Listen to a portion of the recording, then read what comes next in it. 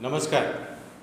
रायपुर वाले गुप्ता जी ने कल फिर मोदी जी को बचा लिया।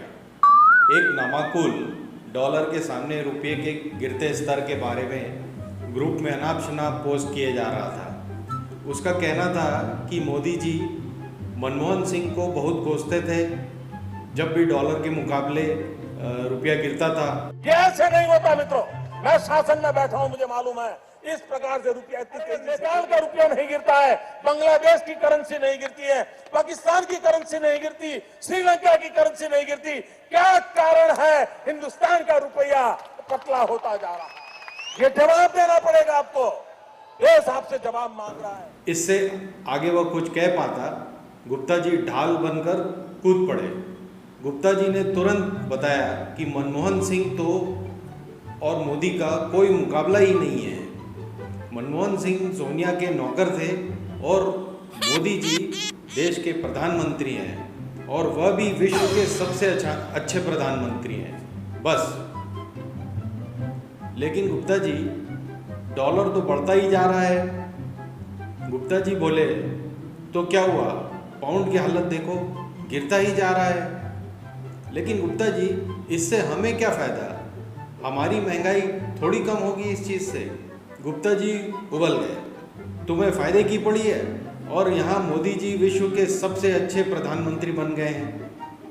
पर गुप्ता जी, अब गुप्ता जी से सहन नहीं हुआ।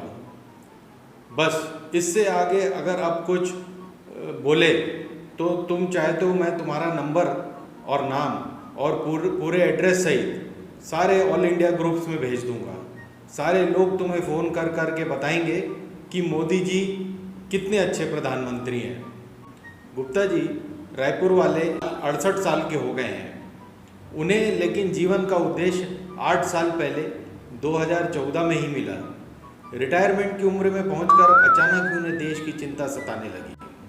तभी एक दिन उनके पास एक SMS आया कि अगर आप देश की व्यवस्था सुधारना चाहते हैं तो दिए गए नंबर पे कांटेक्ट करें। गुप्ता जी ने तुरंत नंबर डायल किया और विस्तार से बताया कि वह देश की सेवा के कितने इच्छुक हैं। कुछ दिन बाद ही उन्हें माउंट आबू में एक ट्रेनिंग कैंप के लिए सिलेक्ट कर लिया गया है, ऐसा उन्हें फिर मैसेज आया। बस गुप्ता जी को ज़िंदगी का मकसद मिल गया। ट्रेनिंग से लौटकर उन्होंने सैकड़ों व्हाट्सएप ग्रुप बनाए और सैकड़ों ग्रुप्स में अपने आप को घुसेड़ लिया। अब गुप्ता जी इन ग्रुप्स में सबको समझाने लगे बिना गुजरात देखे कि गुजरात मॉडल क्या है।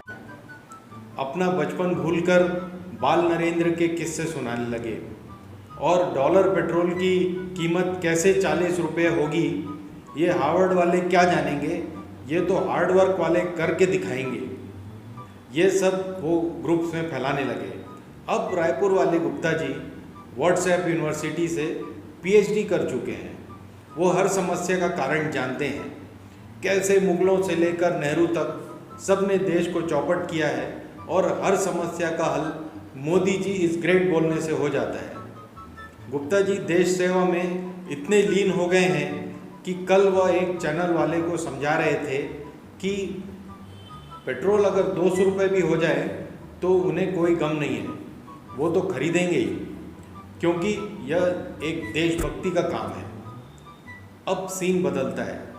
गुप्ता जी के आगे पेट्रोल पंप पर एक लड़की खड़ी है जो 1 लीटर पेट्रोल भराने के बाद कहती है गुप्ता जी की तरफ इशारा करके कि पैसा गुप्ता जी देंगे, क्योंकि उन्हें 200 रुपये लीटर पेट्रोल खरीदने में मज़ा आता है। 100 रुपये की सब्सिडी गुप्ता जी की तरफ से मुझे मिल रही है। खिसियाए गुप्ता जी को देना पड़ा। इसके बाद गुप्ता जी घर पहुंचे तो उनकी खाना बनाने वाली बाई गैस सिलेंडर के लिए पैसे मांगने लगी। साहब 1150 रुपये का हो गया है, 5000 की तनख्वाह में कैसे लाऊं? बस गुप्ता जी भड़क गए। अरे तुम्हारे लिए ही तो मैंने सब्सिडी छोड़ी है, तुम्हारे अकाउंट में मोदी जी पैसा भेजते हैं कि नहीं? बाहर जाते हुए बाई बोली, कल से नहीं आऊँगी। गुप्ता जी ने तुरंत अपना फ़ोन निकाला और व्हाट्सएप यूनिवर्सिटी के 4-6 मैसेज फॉरवर्ड किए तब कहीं जाकर उनका ब्लड प्रेशर कुछ कम हुआ। देश के हर छोटे बड़े शहर में ऐसे हजारों गुप्ता जी फैले हुए हैं जो मोदी जी का बचाव करते नहीं थकते हैं। मोदी जी की सेना के आगे राहुल कितना भी पैदल चल लें, उन्हें कभी नहीं हरा सकते। धन्यवाद। हिंदुस्तान जिंदाबाद।